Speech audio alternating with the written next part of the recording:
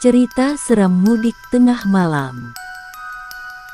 Setiap kali melihat kereta api yang lewat, pikiran seorang pemuda bernama Budi pasti akan mengingat kejadian mengerikan yang dialaminya beberapa tahun silam.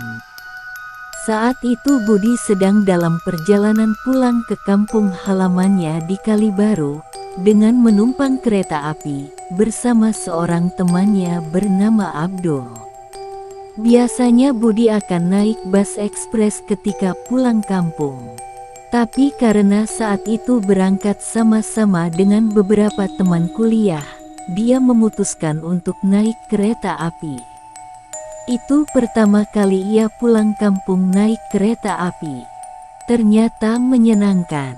Dua teman Budi turun di stasiun Garahan, dua lagi di Kalibaru, sedangkan Budi dan teman baiknya Abdul turun di stasiun terakhir. Budi ingat betul ketika kereta menurunkan penumpang di Kalibaru, waktu menunjukkan pukul 12 malam. Saat itu Budi merasa bosan. Dia berjalan-jalan di kereta untuk meregangkan tubuhnya. Budi dan Abdul memutuskan bersantai di dekat pintu kereta untuk merokok sambil menikmati pemandangan malam dan menghirup udara segar di luar. Kedua sahabat karib itu merasa nyaman duduk di dekat pintu kereta sambil merokok. Terkena angin malam, sambil mendengarkan suara jangkrik bersahutan dengan roda kereta. Kereta bergerak perlahan saat melewati jalur yang berkelok-kelok.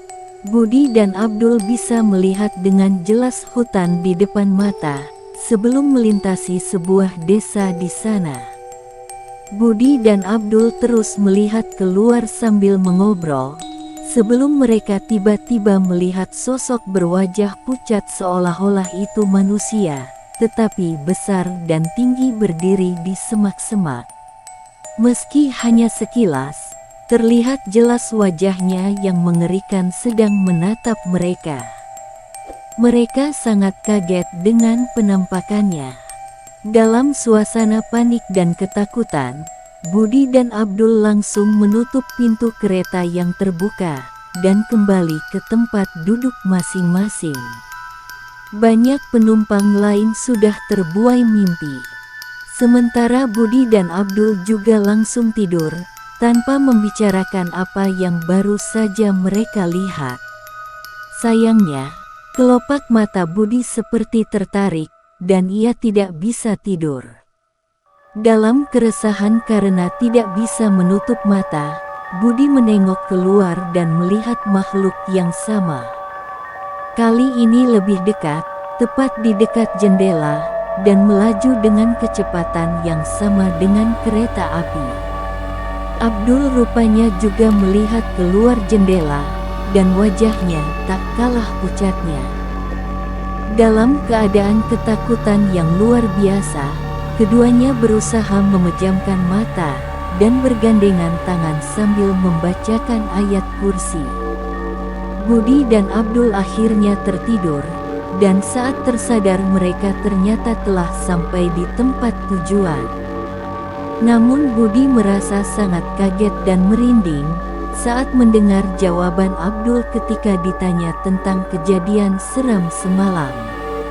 Abdul mengaku dia melihat Budi bertingkah sangat aneh sebelum tidur. Abdul juga mengaku dia sudah tidur sejak awal jadi tidak tahu tentang apa yang dibicarakan Budi. Lalu siapa yang semalam menemani Budi merokok? Abdul mengatakan bahwa Budi seperti orang yang melihat hantu dan berperilaku aneh sebelum dia tidur. Dia bahkan tidak ikut Budi berjalan-jalan di kereta atau berdiri di dekat pintu untuk merokok, apalagi melihat hantu. Jadi, siapa yang menemani Budi tadi malam?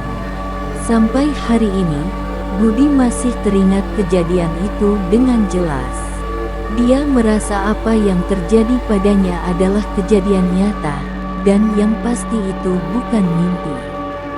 Mungkin makhluk halus yang ditemuinya sedang bergumam, kamu nanya. Kamu sedang bertanya-tanya. Sekian dan terima kasih. Jangan lupa like, komen,